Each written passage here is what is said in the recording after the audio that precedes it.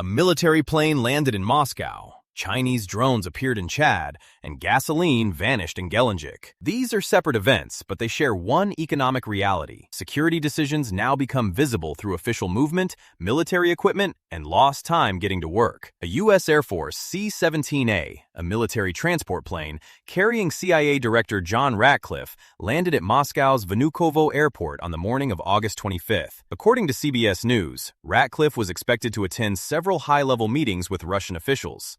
Scent Defender reported the arrival, and videos showed diplomatic vehicles moving through Moscow under police escort. For someone changing careers, the material supports a narrow conclusion. It shows government activity involving aviation, security, and diplomatic logistics, but it reports no vacancy, hiring number, or employment deadline. That makes this a signal of activity, not evidence of an immediate job opening.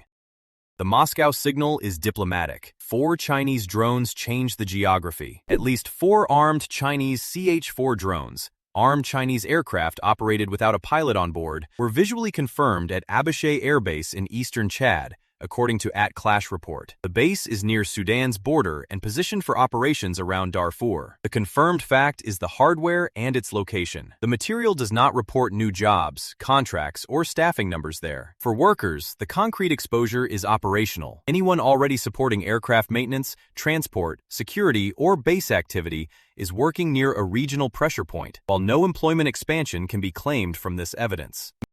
Military positioning is one pressure. Gelendzhik gasoline shortages hit daily budgets. Local authorities reported that gasoline completely ran out in Gelendzhik, in Russia's Krasnodar Krai. At Visegrad 24 reported that most stations still had only diesel, while gasoline lines reached waits of up to 16 hours. 16 hours can remove an entire workday for drivers, delay deliveries, and make local businesses spend more time moving people and goods. Diesel availability does not solve that problem for workers whose cars require gasoline. The direct labor cost is lost earning time, unreliable transportation, and more expensive gasoline-dependent trips. Together, these events show power decisions reaching ordinary economics through different channels. One moves officials, one places hardware, and one strands drivers. The next concrete markers are the outcome of Ratcliffe's high-level meetings and whether Gelendzhik gasoline supplies return.